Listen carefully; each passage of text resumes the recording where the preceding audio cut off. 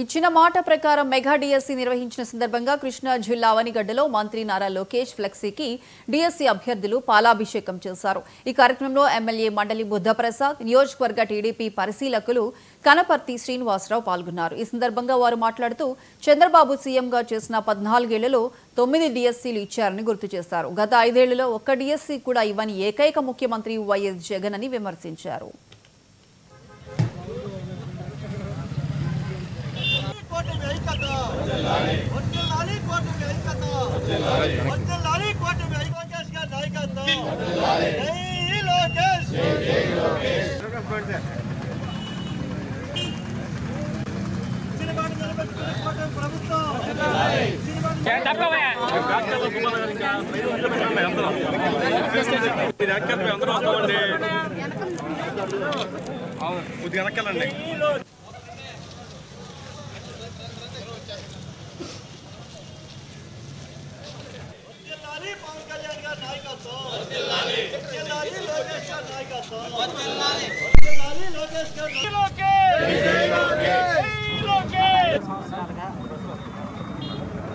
ప్రభుత్వం ఎప్పటికప్పుడు డిఎస్సి ఇస్తున్న ఉద్దేశంతో ఈ రాష్ట్రం నల్లమూల నుంచి కూడా అవనిగడ్డకి రావడం జరిగింది.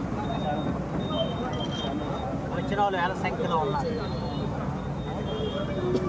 5 సంవత్సరాలు ఇక్కడ ఉంటూ వాళ్ళ కుటుంబాలను విడిచిపెట్టి ఆర్థికంగా వెసులుబాటు లేకపోయినా బస్తులుంటూ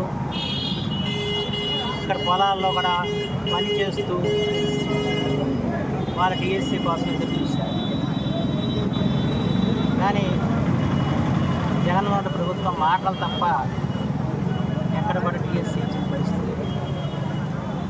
ఆ పరిస్థితుల్లో ఇక్కడ నాయుడు గారు 14 సంవత్సరాలు ముఖ్యమంత్రిగా చేసినప్పుడు 9 డిఎస్సీలు లక్షలాది మంది నిరుద్యోగుల డిఎస్సీ వాళ్ళకి ఉద్యోగాలు ఇవ్వడం జరిగింది.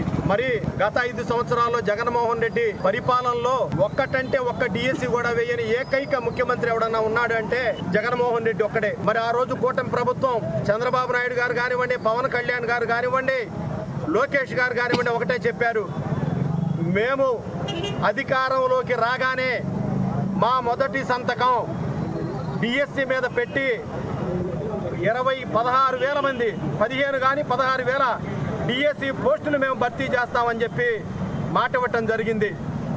ఆ సూపర్ 6 హామీల్లో భాగంగా మాట ఇచ్చిన విధంగా ప్రమాణ స్వీకారం చేయగానే చంద్రబాబు గారు మొట్టమొదటి సంతకం 16,000 డిఎస్సి ఉద్యోగుల మీద, డిఎస్సి ఉద్యోగాల ఫైల్ మీద సంతకం చేయడం జరిగింది. మరి సంవత్సరం తిరక్క ముందే అందరికీ కూడా పరీక్షలు పెట్టడం, ఎంతో నీతి నిజాయితీగా పరీక్షలు పెట్టడం, మరి అనుకున్న సమయానికి